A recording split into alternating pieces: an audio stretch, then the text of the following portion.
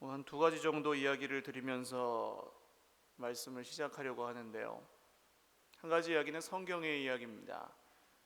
성경 사무엘상을 보시면 그 당시에 대제사장으로 섬기고 있었던 엘리라는 사람이 나옵니다. 근데 재미있는 것이 엘리라는 사람은 등장할 때 자기 의자에 앉아서 등장을 합니다. 성전에 있는 자기 의자에 앉아서 졸고 있었던 것 같아요.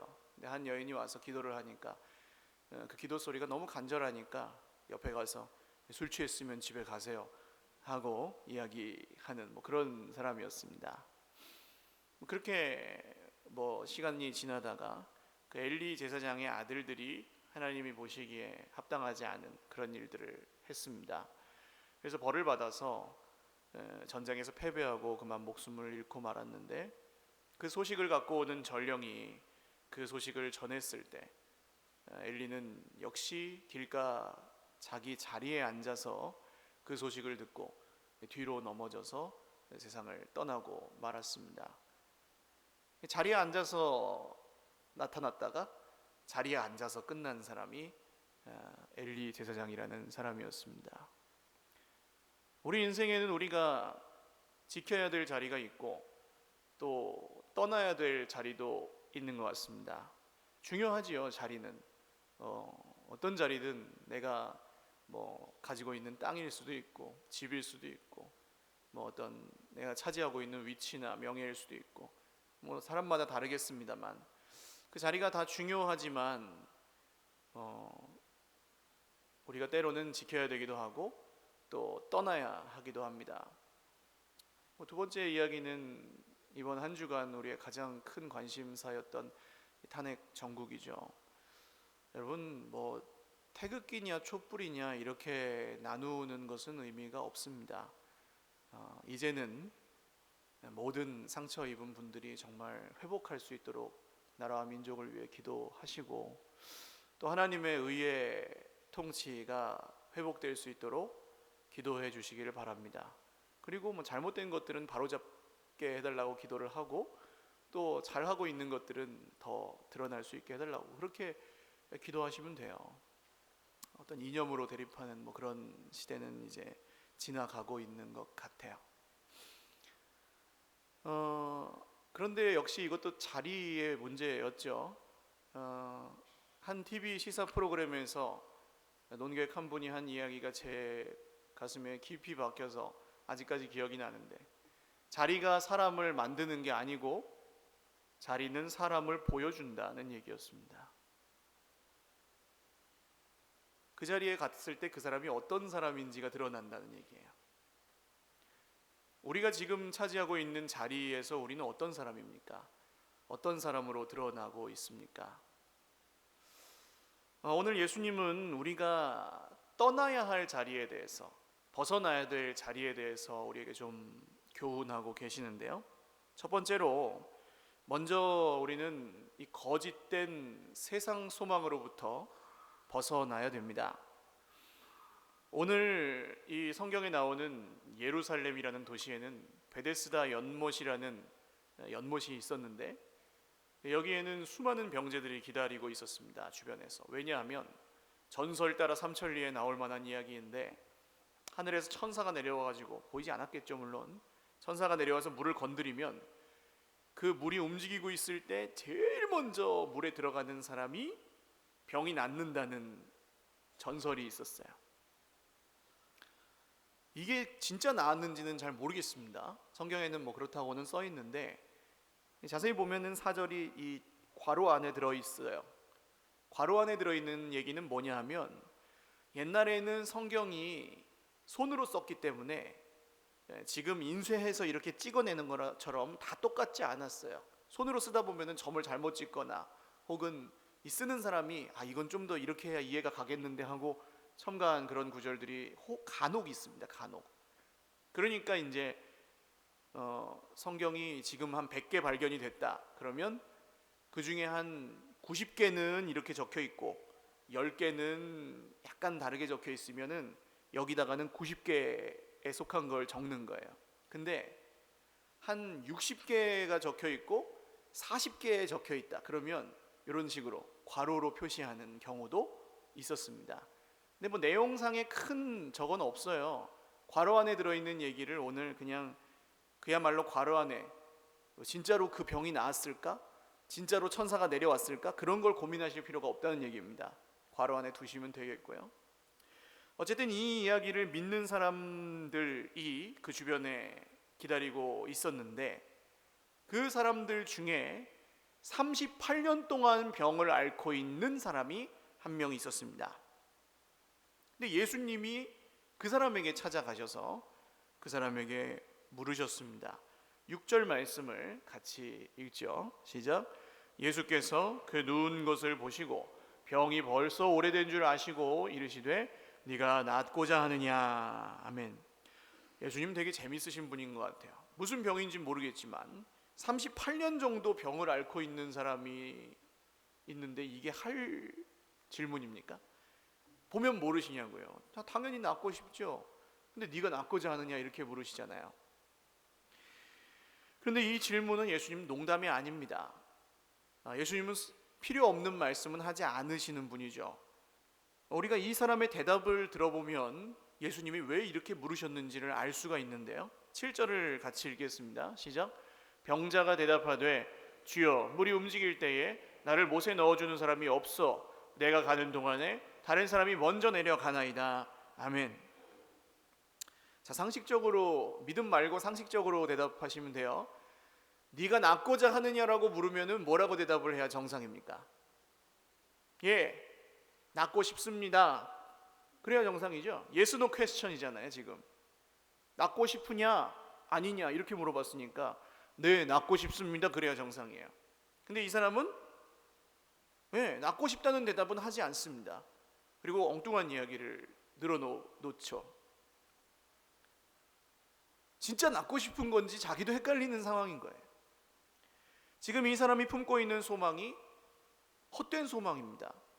물론 자기 병을 고치고 낫고 싶어하는 건 헛된 소망이 아니에요. 당연한 일이에요. 여러분 병에 걸리면 예수님께 기도하시기를 바래요. 할렐루야. 그런데 정말 이 연못에서 병이 나을 수 있는가? 이게 이제 헛된 소망이라는 거죠. 처음에는 낫고 싶어서 왔습니다. 그런데 오랜 세월 동안 낫지 않았고 38년 동안 병을 앓았습니다. 말이 38년이죠. 얼마나 긴 세월입니까? 그러다 보니까 그냥 거기서 어슬렁거리면서 하루하루 연명하는 게 이 사람의 생활이 됐어요. 나을지도 안 나을지도 모르는. 그래서 네가 낫고자 하느냐고 물었을 때 낫고 싶어요 그럴 힘도 없어요. 헷갈리는 상황이 되었습니다. 이 이야기가 우리 삶과 무슨 상관이 있습니까? 수많은 사람들이 인생에서 잘 살기를 원합니다. 남보다 성공했으면 좋겠고 내 자식이 잘 됐으면 좋겠고 뭐 안 좋은 일 생기지 않았으면 좋겠고 건강하면 좋겠고 또 가능하면 남을 위해서 뭐 도우면서 좀 살면 더 좋겠고 또 문제가 생기면 문제를 해결하기를 원하고 우리가 다 그렇게 살고 그렇게 원합니다. 그런데 그런 삶을 위해 우리가 열심히 노력하고 무언가를 막 추구해요. 어떤 사람은 돈이고 어떤 사람은 건강이고 뭐 어떤 사람은. 근데 그렇게 해가지고 진짜 우리가 그렇게 살 수 있었다면, 그런 노력을 가지고 진짜로 우리가 문제를 근본적으로 해결할 수 있었다면, 혹은 남부럽지 않게 잘 살고 아무 문제가 없었다면 우리는 이 자리에 오지 못했을 것입니다. 올 필요가 없죠. 나 혼자 잘 먹고 잘 살면 되지. 예수님 뭐가 필요 있습니까? 그래서 오늘 예수님은 우리에게도 오늘 똑같이 물으십니다. 네가 낫고자 하느냐?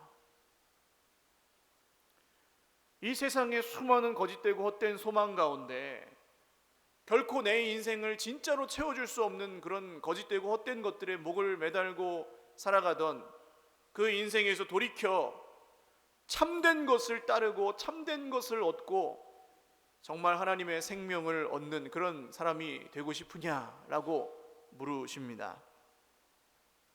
그럼 낫고 싶으면 어떻게 해야 될까요? 8절 말씀을 같이 읽겠습니다. 시작.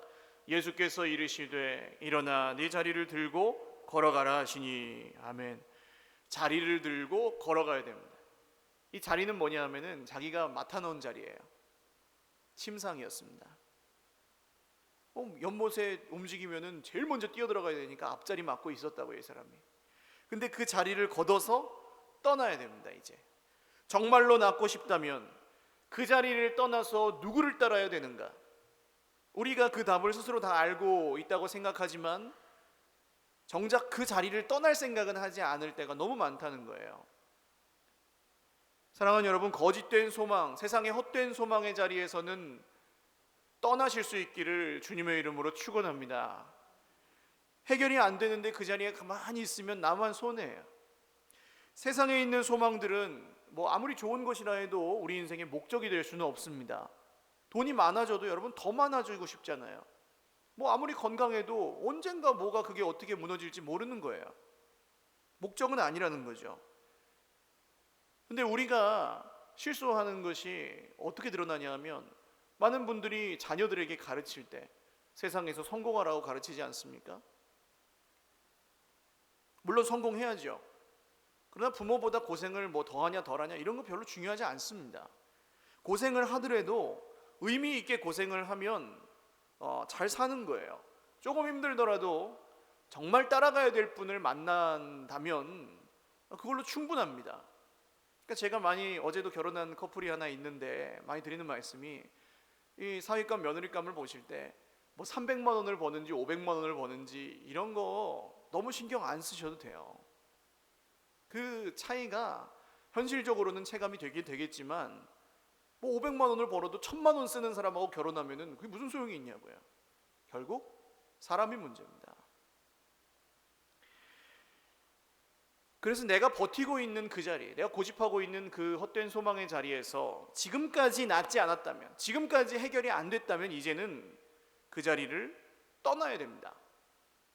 무슨 자리인지는 모르겠지만, 저는 몰라요. 그러나 우리 각자가 다 알고 있습니다. 내가 떠나야 될 자리가 어떤 것인지, 버려야 될 자리. 내가 주님 말고 다른 것을 소망으로 생각하던 자리, 돈일 수도 있습니다. 명예나 쾌락, 자존심 이런 것일 수도 있습니다. 내가 고집 부리고 있는 것도 있습니다.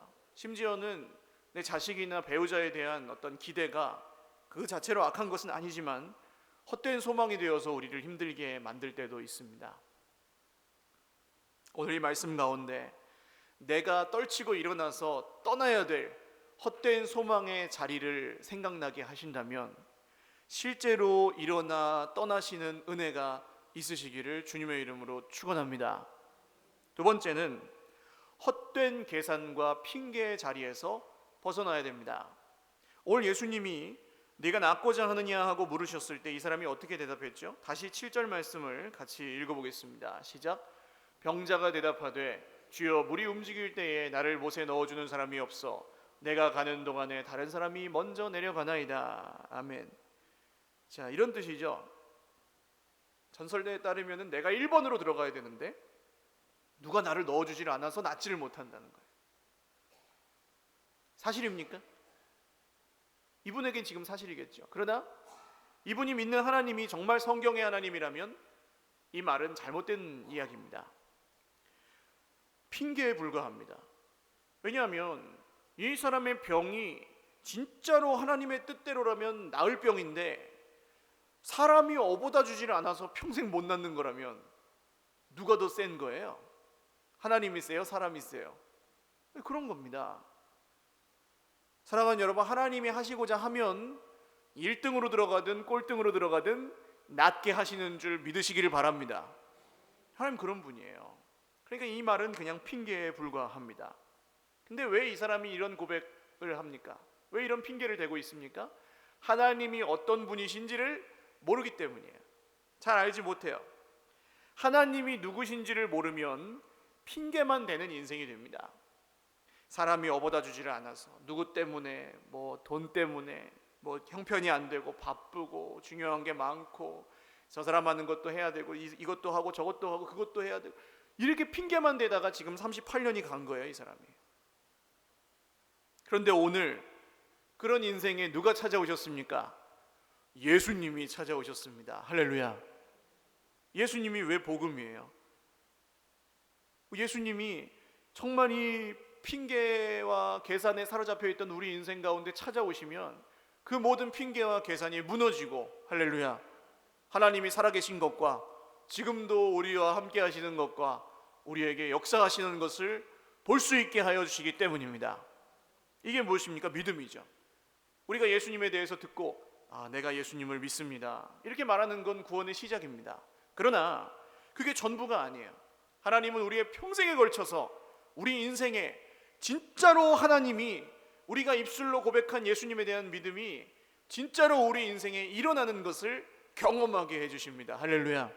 오늘 이 사람에게처럼 기적으로 경험되기도 하고, 이 사람이 오늘 경험한 병이 낫는 기적보다 더 큰 기적은 뭡니까? 예수님을 믿게 되어서 이 사람의 인생이 완전히 달라져요. 이따가 좀 할 이야기지만, 여러분, 그런 식의 변화가 우리 교회 안에도 많이 일어났고 저에게도 일어났고, 오늘 이 말씀을 함께 나누는 저와 여러분 모두에게 일어나고 있는 변화인 줄 믿으시기를 바랍니다. 그러면 이 믿음이 언제 그렇게 변하고 자라는가? 오늘 예수님이 뭐라고 물으셨습니까? 네가 낫고자 하느냐 물으셨어요. 왜 아픈 사람에게 이렇게 당연하고 엉뚱한 질문을 하신다고 생각하십니까? 필요 없는 얘기 하시는 분이 아닌데, 그러면 이 질문 왜 하셨을까요? 이 사람은 지금 이 질문 앞에 핑계만 대고 있었습니다. 이 질문하면은 뭐라고 대답해야 된다고요? 예, 낫고 싶습니다, 이렇게 대답해야 되는데, 이 핑계 저 핑계 대고 1등으로 가고 2등으로 가고 뭐 이런 계산만 하고 있었습니다. 여러분, 우리 예수님은 오늘 우리에게 말씀을 통해서 물으십니다. 네가 낫고자 하느냐? 이 질문에 예, 주님, 제가 낫고 싶습니다 라고 대답하게 되는 은혜가 저와 여러분에게 날마다 있으시기를 주님의 이름으로 축원합니다. 이런 고백을 드렸던 성경의 대표적인 사람이 마가복음에 나오는 맹인 거지였던 바디메오라는 사람입니다. 이 사람 뭐 소망이 있겠어요? 나면서부터 보지 못한 사람이에요. 늘 그냥 구걸해서 누가 한 푼 주면 연명하는 그런 사람이에요. 근데 예수님 소문을 듣고, 지나가신다는 이야기를 듣고 외쳤습니다. 다윗의 자손 예수여, 나를 불쌍히 여기소서 하고 막 외치니까 예수님이 그 얘기를 듣고 이 사람에게 또 물으십니다. 아니, 보시면 알잖아요. 그냥 고쳐주면 되는데 물으세요. 내가 내게 무엇하여 주기를 원하느냐? 그랬더니 바디메오가 뭐라고 합니까? 주여, 보기를 원하나이다. 보면 모르시냐고요. 그냥 고쳐주시면 되지. 근데 꼭 물으세요. 예수님이 우리를 보시면서 우리에게 필요한 걸 모르십니까? 다 아시거든요. 근데 왜 기도하라고 하십니까? 중요한 것은 오늘 내 문제가 해결되냐 안 되냐 하는 헛된 핑계나 계산보다 우리의 마음과 믿음이 정말 문제이기 때문에 그렇습니다. 그래서 문제가 아니고 믿음이 문제라는 말씀을 늘 드리는 거예요. 사랑하는 여러분, 그냥 그렇게 대답하시기를 주님의 이름으로 축원합니다. 내가 낫고 싶습니다. 할렐루야. 내가 구원받고 싶습니다. 내가 이 핑계의 자리, 계산의 자리를 떠나서 믿음의 고백을 드리고 싶습니다. 할렐루야. 오늘 예수님의 말씀을 들은 이 사람이 그럼 어떻게 합니까? 9절을 읽겠습니다. 시작. 그 사람이 곧 나아서 자리를 들고 걸어가니라. 이날은 안식일이니. 아멘. 그 말씀대로, 예수님이 말씀하신 대로 네 자리를 들고 일어나 걸어가라 하신 대로 자리를 들고 걸어갑니다. 다시 그 자리로 돌아갈 생각을 하지 않는 거예요. 맡아놨던 그 연못가에 가장 가까운 자리, 38년 동안 맡고 있던 그 자리로, 그 헛된 소망과 핑계와 거짓된 계산의 자리로 돌아가지 않겠다는 결단이에요. 재밌는 것은 이 사람이 지금 예수님이 누군지 몰라요. 예수님이 누군지 몰라서 유대인들이 물으니까 누군지 모르겠다 그래요. 사랑하는 여러분, 이게 얼마나 우리에게 위로가 됩니까? 예수님이 누구신지를 모르는데도 고쳐주셨어요? 안 고쳐주셨어요? 고쳐주신다는 거예요. 할렐루야. 이럴 수도 있다는 거예요. 무슨 시험 보듯이 성경을 잘 알아야만 고쳐주고 무슨 그 합격해야 고쳐주는 게 아니라고요. 무엇이 그럼 필요합니까? 뭐가 중요하다 그랬습니까? 믿음이 필요합니다. 할렐루야. 내가 잘 모르지만 오늘 내가 핑계대고 있고 계산하고 있는 지금 이 자리에서 일어나서 다시 거기에 돌아가지 않아도 예수님이 나를 고쳐주십니다. 할렐루야. 내가 다시 핑계대고 다시 계산하지 않아도 예수님이 나를 인도하십니다. 이 믿음이 있는 사람만이 그 자리를 떠나서 믿음으로 살아갈 수 있는 것입니다. 근데 문제는 뭐예요? 조금 해보다가 안 되면 다시 그 자리로 돌아가서 또 핑계대고 또 계산하고 있는. 여러분, 믿음으로 살기로 결단하셨다면 다시 핑계와 계산의 자리로 돌아가지 마시기를 주님의 이름으로 축원합니다. 하나님이 하시면 됩니다. 할렐루야. 예수님이 인도하시면 됩니다. 이런 고백을 드리세요. 그 사람 때문에 안 된다는 고백은 버리십시오. 돈 때문에 안 된다는 고백도 버리시고, 컨디션이 안 좋아서 안 되고, 뭐가 안 돼서 안 되고 하는 고백들을 버리시고, 하나님이 하시면 된다는 고백을 자꾸 하십시오. 할렐루야. 우리가 진짜 선포해야 될 말은 그런 말입니다. 자꾸 이런 말 하면요, 하나님이 일하시는 걸 자꾸 내가 막는 거예요. 뭐 때문에 안 되고, 그것 때문에 안 되고, 저것 때문에 안 되니까. 그러나 여러분, 그 핑계보다 하나님이 더 크십니다. 그 문제보다 하나님이 더 크십니다. 사랑하는 여러분, 오늘 주님의 이 질문 앞에, 네가 낳고자 하느냐라는 질문 앞에 어떻게 대답하시겠어요? 예, 주님, 내가 하나님에게서 멀어져서 내 인생이 정말로 아팠습니다. 내가 주님의 방법대로 살지를 않아서 지금까지 이렇게 고생을 했습니다. 주님, 이 내 영혼이 지금 갈급하오니 나를 고쳐주옵소서. 낫게 하실 수 있는 분은 하나님밖에 없는 줄을 믿사오니 나에게 믿음을 주시옵소서. 우리 입술에서 미신이 사라지고 핑계가 사라지고 불평이 사라지고 이 믿음이 고백되기를 주님의 이름으로 축복합니다. 다시는 핑계의 자리, 계산의 자리로 돌아가지 않고 헛된 소망의 자리로 돌아가지 않고 오직 주님 말씀하시는 그 자리에서 말씀대로 일어나 그 자리를 떠나 걸어가는 은혜가 저와 여러분에게 있으시기를 주님의 이름으로 축원합니다. 마지막 세 번째로, 사랑 없는 율법의 자리에서 벗어나기를 원하십니다. 예수님이 이 사람을 고쳐주신 이날은 안식일이었습니다. 안식일에는 어떻게 해야 돼요? 쉬어야 됩니다. 그런데 유대인들이 이 사람에게 시비를 걸어요. 10절을 읽겠습니다. 시작. 유대인들이 병 나은 사람에게 이르되 안식일인데 네가 자리를 들고 가는 것이 옳지 아니하니라. 아멘. 안식일에는 물건을 이렇게 들어서 옮기면 안 됩니다. 어느 정도 거리 이상은 뭘 들고 갈 수 없게 정해져 있었어요. 성경에 나온 건 아닙니다. 근데 안식일에 쉬어야 된다는 걸 지키기 위해서 사람들이 그런 세부 규정을 만들었던 거죠.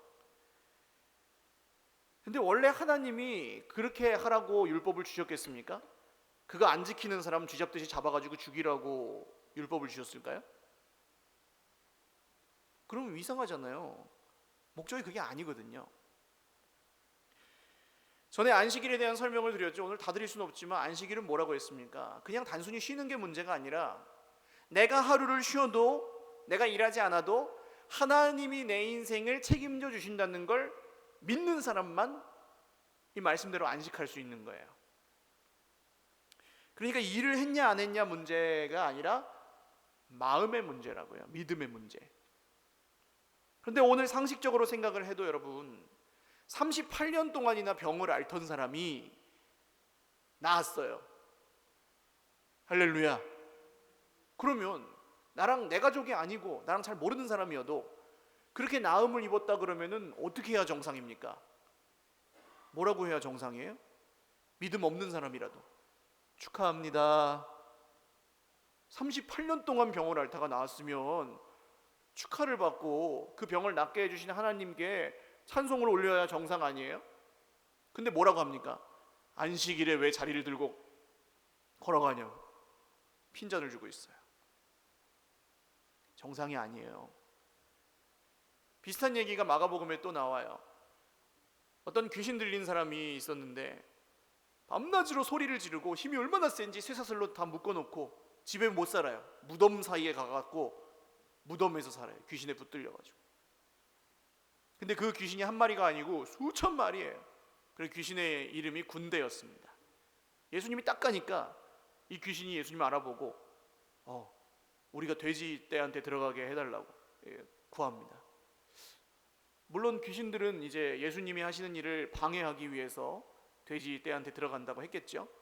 그럼 예수님이 안 돼, 그냥 허공으로 없어져, 이렇게 하시면 좋겠는데 예수님 그렇게 하지 않고 돼지 떼에게 들어가라고 하세요. 그러니까 돼지 떼에 들어갔던 이 귀신들이 옳다구나 하고 돼지들을 막 산비탈로 막 달려가가지고 돼지 2,000마리가 절벽에서 뛰어내려서 죽어요. 이 돼지 주인들은 어떻게 합니까? 그래가지고 이제 예수님을 그 지방에서 쫓아내버리거든요. 근데 이것도 보십시오. 사람 한 명이 이게 살지도 못하고 죽지도 못하는 것처럼 살던 사람이 귀신 들려서 그런 사람이 나았어요. 아니 아무리 모르는 동네 사람이라도 그런 사람이 나았어요. 그러면 어떻게 해야 돼요? 기뻐해야 되잖아요. 평생 누가 막 고쳐줄 수도 없는 사람을 고쳐주신 분이 있으면 어떻게 해야 돼요? 고마워해야 되잖아요. 그런데 돼지 몇 마리가 그거보다 더 크단 말이에요. 사람보다 돼지가 위에 있단 말이에요. 이게 지금 비정상인 겁니다. 오늘 이 유대인들은요, 사람보다 율법이 위에 있어요. 근데 그렇게 하라고 주신 게 아니었잖아요. 그래서 예수님이 오셨습니다. 그리고 예수님이 율법의 핵심 정신을 가르치십니다. 뭐예요? 하나님 사랑, 이웃 사랑, 사랑입니다. 사랑. 율법이 사람보다 위에 있는 게 아니고 사랑이 율법입니다. 그래서 그냥 38년 된 그 병에서 나음을 입을지어다 이렇게 하지 않고, 그렇게 고치실 수도 있지만 일어나 네 자리를 들고 걸어가라 그러세요. 율법을 어기는 것처럼 보이는 그런 행위를 명령하세요. 왜냐하면 그 율법, 사랑 없는 율법의 한계를 뛰어넘어야 되기 때문입니다. 오늘날 살아가는 우리들에게도 수많은 율법들이 있습니다. 각자마다 있어요. 이건 이렇게 해야 되고 저건 저렇게 해야 되고 이건 해야 되고 저건 하지 말아야 되고, 우리는 늘 내 속에 있는 그 율법을 남에게 요구하고 때로는 강요하고 때로는 그것 때문에 다투기도 하고 그러면 살아가요. 물론 양보도 하겠죠. 근데 그런 게 자꾸 충돌을 하니까 다툼이 일어나고 싸움이 일어납니다. 근데 아마 대부분 옳은 이야기죠. 다 옳아요. 옳으니까 그렇게 주장하는 거고. 근데 그걸 가지고 사람을 잡으면요, 내가 옳기 때문에 어떤 사람을 공격하면요, 그럼 더 이상 옳지 않습니다. 물론 달라서 다퉈서 의견을 맞춰갈 수는 있어요. 그런 거 말하는 게 아니고 막 그냥 지금 이 사람들처럼 하는 거 말입니다. 사랑 없는 율법은 아무리 옳아도 옳지 않습니다. 능력이 없어요. 사람을 변화시킬 수가 없어요. 아무리 옳아도. 예수님은 우리가 이런 사랑 없는 율법의 한계를 벗어나기를 원하십니다.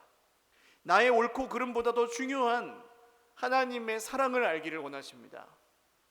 그래서 옳지 않고 의가 없는 우리를 위해 죄가 없으신 예수님이 불공평하게 십자가에 죽으신 거예요.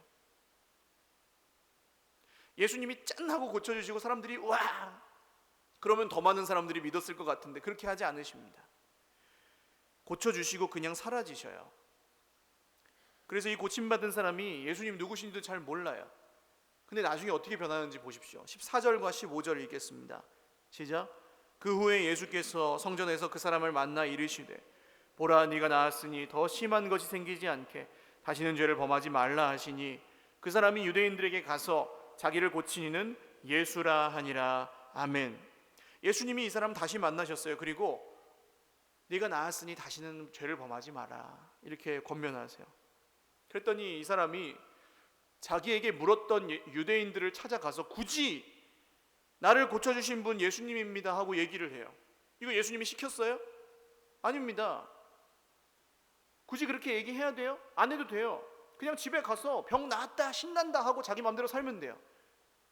근데 그렇게 하지 않고 가서 굳이 얘기하는 이유는 무엇입니까? 이 사람의 관심이 완전히 바뀌었어요. 지금까지의 관심은 병 낫는 것뿐이었어요. 율법이에요 이게 이 사람의. 그래서 38년을 그것만 생각하며 살았어요. 병만 나으면 돼요. 그런데 예수님이 이 사람을 고쳐주시니까 어떻게 변합니까? 굳이 가서 하지 않아도 되는 얘기잖아요. 나만 알고 있어도 되잖아요. 예수님이 날 그냥 고쳐줬다고 하면 오히려 사람들을 싫어하잖아요. 유대인들은. 그런데도 가서 말할 수밖에 없는 거예요. 뭐 때문입니까? 사랑 때문입니다. 진짜로 나를 살려주신 주님을 사랑하게 되었기 때문에. 할렐루야. 그리고 이제는 그걸 모르는 사람들이 너무 불쌍하고 그 사람들이 사랑스러워졌기 때문에 가서 얘기하는 거예요. 나를 고쳐주신 그분이 예수님이니까 너도 믿고 고침을 받아라. 할렐루야. 그렇게 말할 수밖에 없는 겁니다. 이 사람이 그 짧은 사이에 이렇게 변했어요. 사랑 없는 율법의 자리를 떠나서 예수님의 사랑을 배우니까 사람이 이렇게 달라졌습니다. 사랑하는 여러분, 이런 사람이 되시기를 주님의 이름으로 축원합니다. 율법의 한계를 뛰어넘는 예수님의 사랑이 넘치게 흐르고 흘러서 나만 사는 게 아니라 내 가정을 살리고 친구를 살리고 이웃을 살리는 하나님의 생명의 역사에 쓰임받는 모든 하나님의 사람들 되시기를 주님의 이름으로 축원합니다. 말씀을 맺겠습니다. 오늘 이 연못가에는 집 5채가 서 있었고요, 수많은 맹인과 저는 자, 병든 자, 수많은 사람들이 있었어요. 그런데 예수님이 만나주신 사람은 단 한 사람, 이 38년 된 병자 한 사람이었습니다. 왜 그럴까요? 우리 현대사회의 특징은 대량 생산 아닙니까? 그냥 불특정 다수를 향해서 나음을 입을 쥐어다 해가지고 그냥 확 나오면은 더 많이 믿었을 것 같은데, 그렇게 하지 않고 한 사람에게 찾아가셔서 한 사람에게 말씀하시고 그 사람을 고쳐주십니다. 왜 이렇게 하셨을까요? 오늘 예수님이 우리 한 사람 한 사람에게 성경을 통해 얘기하고 싶어 하시는 이유는 뭘까요? 대표로 제가 그냥 받아가지고 그냥 막 던지고 들을 사람은 듣고 믿을 사람은 믿어라, 나을 사람은 나아라, 그러면 편한데 왜 우리 한 사람 한 사람이 성경을 통해 말씀을 듣고 반응하기를 원하실까요? 왜 그 자리를 떠나서 일어나 가라고 우리 모두 한 명 한 명에게 요구하실까요? 목사님이나 잘하고 그냥 목사님이나 대표로 그 자리를 일어나 떠나고 믿음으로 살면 나머지 사람들 다 같이 은혜 받고 다 같이 축복받으면 편하겠는데 왜 우리 한 명 한 명에게 말씀하고 우리가 한 사람 한 사람 그 말씀에 반응하기를 원하실까요? 이렇게 낫지 않으면 소용없기 때문입니다. 다 나아라 그래가지고 나오면요, 아 오늘 재수 좋았다 그러고 그냥 집에 가요. 끝이에요. 예수님 누구신지 관심 없어요. 자기 율법의 한계에서 벗어날 수 없어요. 그 문제는 해결됐지만 또 다른 문제가 찾아오면 또 핑계대고 또 계산하고 그럴 수밖에 없어요. 그래서 예수님은 오늘 우리 한 사람 한 사람에게 말씀하십니다. 네가 낫고자 하느냐? 네가 정말로 낫고자 하느냐? 그렇다면 자리를 들고 일어나 걸어가라. 떠나야 될 자리에서는 떠나라. 지켜야 될 자리를 지켜라. 그리고 우리가 믿음이 별로 없지만 그 말씀에 안간힘을 쓰면서 순종하면 왜 하나님이 일하시지 않습니까, 여러분? 그때 하나님하고 지금 하나님하고 다릅니까? 하나님 역사하십니다. 하나님 도와주십니다. 하나님 치유하십니다. 하나님 구원하십니다. 오늘도 이렇게 좋으신 하나님이 우리 하나님을 믿으시고 떠나야 될 자리에서 떠나 예수님을 따르는 은혜가 저와 여러분에게 있으시기를 주님의 이름으로 축원합니다. 같이 기도하겠습니다. 오늘 말씀을 기억하시면서 기도하실 때 하나님, 떠나야 될 자리에서 떠나게 하여 주옵소서. 세상의 헛된 소망의 자리에서 떠나게 하시고 핑계대고 계산하고 불평하였던 그 자리에서 떠나게 하시고 정말로 사랑 없는 율법만 있었던 내 자리에서 떠나 주님을 따르게 하여 주시옵소서. 기도하겠습니다. 하나님 아버지, 감사합니다. 오늘 말씀 가운데 우리가 떠나야 될 그 자리가 어떤 자리인지 성령께서 깨닫게 하여 주십시오.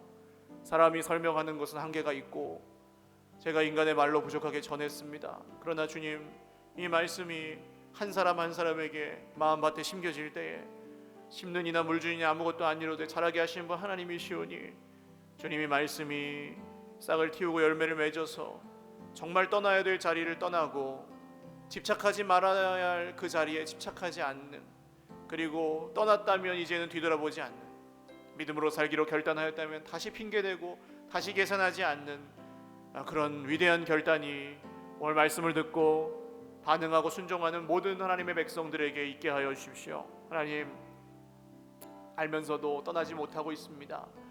알면서도 또다시 그 자리로 돌아가 원망하고 불평하고 있었습니다. 주님, 우리를 불쌍히 여기시고 오늘 결단하고 일어나 떠날 수 있게 하여 주옵소서. 한 번 더 기도하겠습니다. 사실 오늘 이 말씀을 우리가 몰라서 못 떠나는 건 아니라고 생각합니다. 알면서도 또다시 핑계대고 원망하고 불평하며 믿는다고 하면서도 또 탓하고 사람 탓하고 환경 탓하고 돈 탓하며 도루묵 될 때가 너무 많을 뿐입니다. 그러니까 우리 힘으로는 돌아갈 수 없다는 것, 우리 힘으로는 떠날 수 없다는 것 너무나 명백하게 지금 우리 인생이 증거하고 있습니다. 오늘 내가 떠나야 될 자리 하나만 생각하십시오. 하나만, 정말 내가 버려야 될 것, 정말 내가 떠나야 될 것 한 가지만, 이 말씀을 통해 기억나게 하시는 것 한 가지만 기억나고 정말로 거기서 떠나고 싶어 하시는 분, 내 힘으로는 안 되니 하나님께 도움을 구하시고 싶으신 분들은 가슴에 손을 얹고 기도하십시오.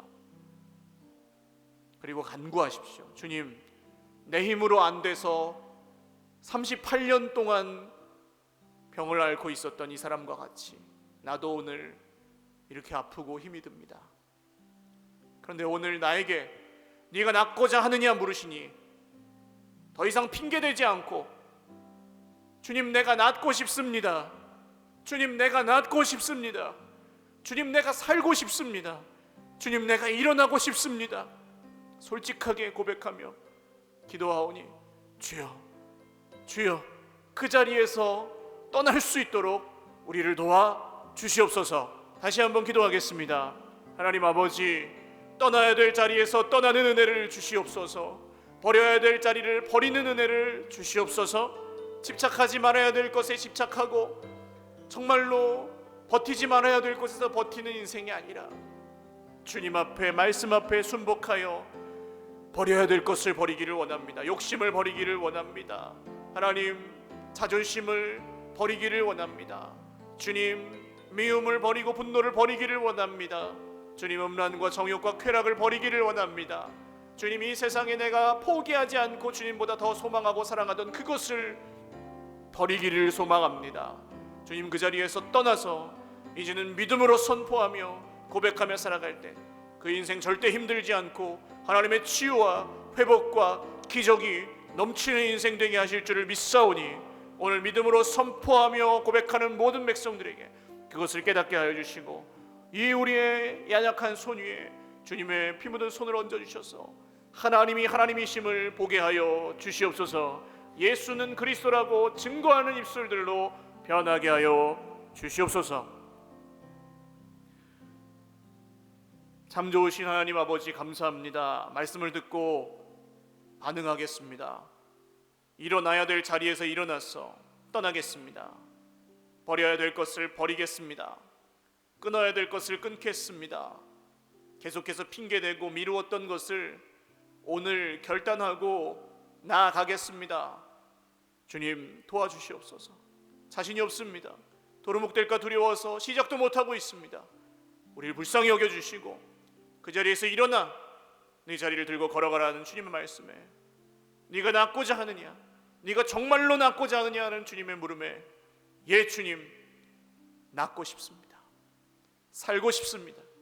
이제는 솔직하게 고백하며 솔직하게 대답하며 살아가는 하나님의 백성들이 다 되게 하여 주시옵소서. 감사없고 예수님의 이름으로 축복하며 기도 올리옵나이다. 아멘. 우리 하나님께 영광의 박수 올리겠습니다. 다 같이 일어나셔서 마지막 찬양 1절만 드리고 예배 마치겠습니다.